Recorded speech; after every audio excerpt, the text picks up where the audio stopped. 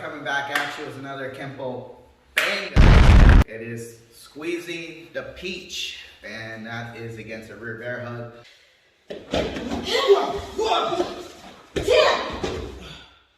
Okay. All right, so I'm going to give you two ways we can do this, the beginning of squeezing the peach. How we can utilize upper rotation or depth and rotation, okay? Depending on how strong the grip is versus how loose the grip and where it is on the planes. So it could be low grip, medium grip. As you know, bear hugs can vary depending on where they're grabbing, okay? We're talking about right now, someone does know what they're doing, or has some sort of wrestling background or some sort of jiu-jitsu background or whatnot, then you got to start using your principles that you learned from other techniques.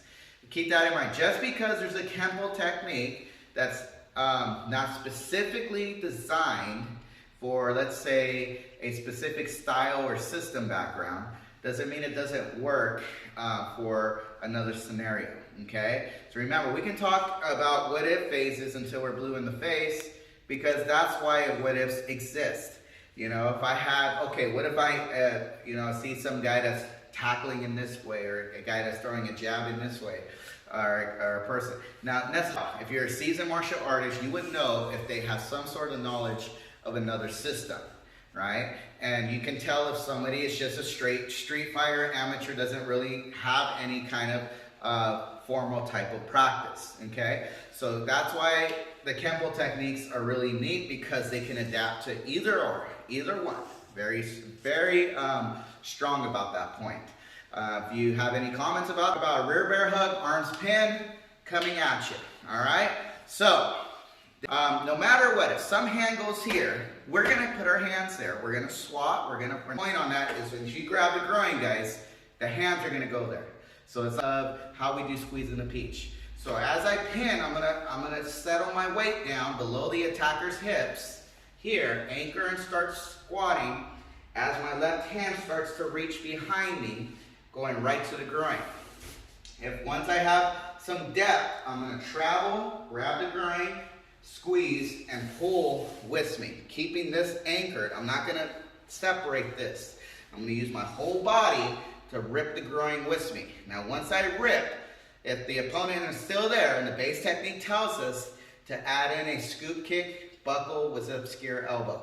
So from here, I'm gonna rotate into like a cap, scoop the groin, and as I scoop this groin, I'm gonna drop down on this reverse throw and shoot the elbow right to the jaw, okay? I'm gonna buckle out my opponent's left leg so his head can come down. Guy line up the chin, and hopefully that is gonna be a good shot to release, right? I'm banking that if I grab the groin, guaranteed there's a release, all right? I don't know, but it's every guy's nightmare. You don't ever want someone to grab and squeeze. I definitely don't want to go through that experience, okay? So, anyways, when they grab, there's a second version I'll show you. So the second version is you settle and you take this palm strike, and see how my wrist starts to come up? As my wrist starts to come up here, I'm going to shoot it down like a push down. So as I come up, I'm going to shoot it down into the groin and then wrap my hands and grab it. Now I'm going to anchor my elbow down, sliding and making the opponent follow me. If the opponent follows me to a certain point, I can adjust my angle. So as I turn here, scoop, elbow here. So if I need to adjust my angle, I can do that. If I have to just go straight to the buckle, then I'll do that too. Right? Just buckle and just elbow to the jaw. Okay? So there's a couple variations, but those are my ideal.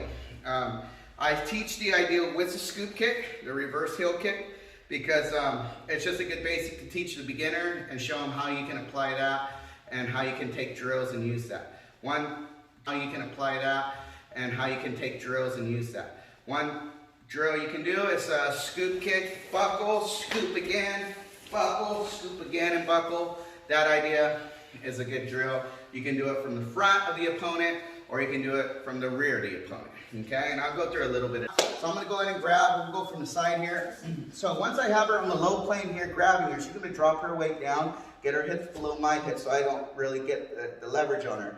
She's gonna start to twist her body. As she starts to twist, she's gonna reach for the groin, and she can throw my balance off by checking my right leg here, okay? Now, obviously, I'm not gonna be up here still. My hands are gonna come down here and try to rip probably her hands off my groin, or if not, just try to prevent it. Possible headbutt here, but by that time, as she starts to feel any motion, she's gonna rip forward. So I'm gonna follow her. I'm probably gonna be on my ball of my feet, because you gotta think about it. If you get your groin ripped, I'm gonna come up. I'm not gonna be here. Because if I go down, she lifts up. That causes me to rise. At that point, she's gonna start to scoop the groin with her right leg, buckle me down into this shot, okay? So if I tend to continue to try to engage, she can use that. She doesn't have to do the scoop. If by chance she feels she just wants to buckle straight here, then she can just buckle and shoot the Josh elbow shot, okay? We're gonna do it from this angle. Yes, sir. Again, we'll go kind of slow, same idea. She's rotating her upper body, so if I go slow here, and I start to move her, if I move her, that's a perfect scenario for her, because now I'm putting her hand right into the groin. My hands start to release, she starts to rip, I go on I start to lift my height, so she can from there disrupt it, boom, right into the shot, which is here.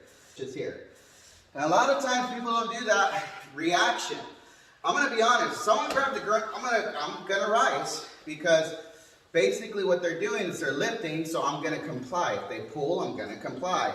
So the opponent is gonna react to that, all right? They could try to headbutt you all you want, but once you start squeezing the jewels, it's game over at that point, okay?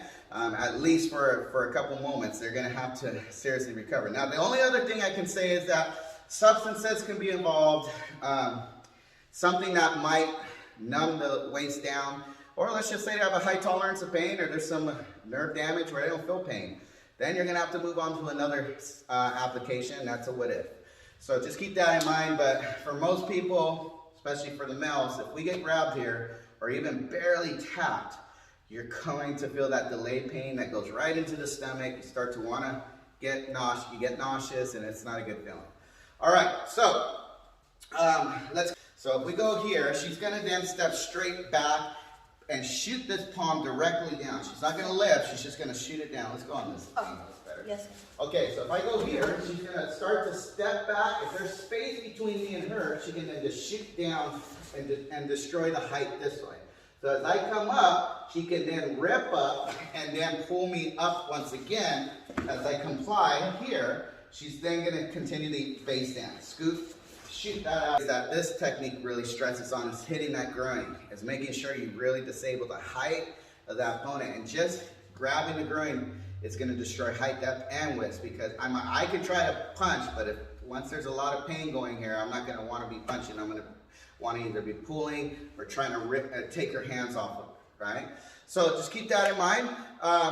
There's some drills we can do with this, like I talked about, like going to a horse. Yes. So if I was going to do just beginner drills, I can scoop here, bam, shoot the buckle, and then I can scoop once again, or just step. I can step and buckle, scoop, step and buckle. So it's just teaching her how to do that.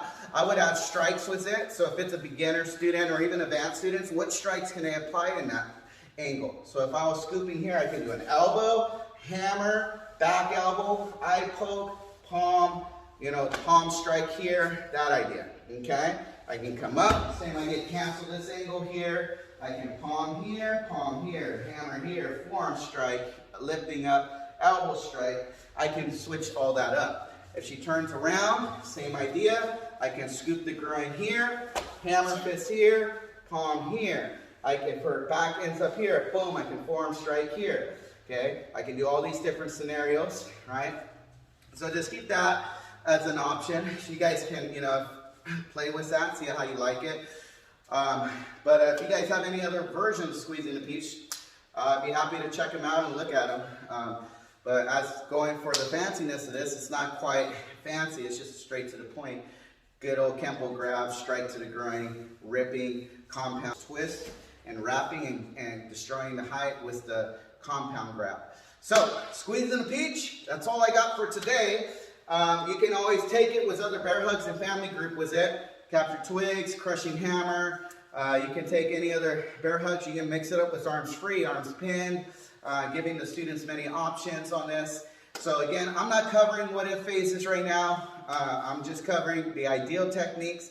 And again, if you want to discuss what if phases, we can. And I'd be happy to talk about different ideas and stuff with you guys. I hope you enjoyed the video. This is all I got for today. Keep up the good work, guys. And that's our techniques for the week. All right, so here's the squeeze in the peach, one of the versions here. And you can take advantage of filling in dead space. I've seen this one done as an ideal as well. This one's pretty cool. So technically, I know I mentioned in the video 2 versions. This one could be a 3rd version if you don't really count the twist part. This one does have the twist part and grab, but this one is another alternative idea you can put in as well. If you guys like this one, then take whichever one you like. Like I said, this is just sharing different ways of doing it. You've seen my regular ideal version, so now I'm just kind of sharing you guys the alternative ways you can do it. So you can fill in dead space while you pull in here. So if I was going to pin, come back here, I can pull, but I can kick out the leg, like slice out the leg with a slicing kick. So if I have them on their toes, I can shoot out their leg here and then pivot and then take advantage of an easier angle of entry to the groin and right into the buckle. So that's another way of doing it. You can spread out your opponent, which is pin, or you're gonna settle, draw back, grab, and as you get them on their heels, you can kick as you start moving them, because you know their foot's not gonna have too much weight on it. They're gonna come up. So you're gonna take advantage of spreading them out, pivoting, heel hook, and then the obscure elbow as you drop into the reverse bow. All right, so we'll try it on the body so you can see it. So from here, she'll grab, so back grabs, and right here, my foot's still in this way here. As I start to rise, she's gonna kick out my foot here, spread me out, pivot, and then now I'm in a really bad position because as soon as she buckles out this leg here, I'm gonna fall right into the obscure elbow. Okay, obviously one thing is to keep in mind if you're a beginner doing this, when you do the reverse bow, try not to hunch over because that entire body weight is going to come down and possibly your posture is going to be checked there, right? So when we come back for this part, keep your nice straight back, okay? Even though you have that weight distribution changed, make sure that you have a really good bracing angle and your posture's good. Sometimes we'll see this a little bit when it comes to reverse bows. All right, we'll do it one more time just so you guys can see the idea. So here's one, she goes here, she kicks, spreads the open, and then pulls in for that shot. All right, so there's the 3rd version of it. And thanks for watching the video. Click on the bell and subscribe to the YouTube channel.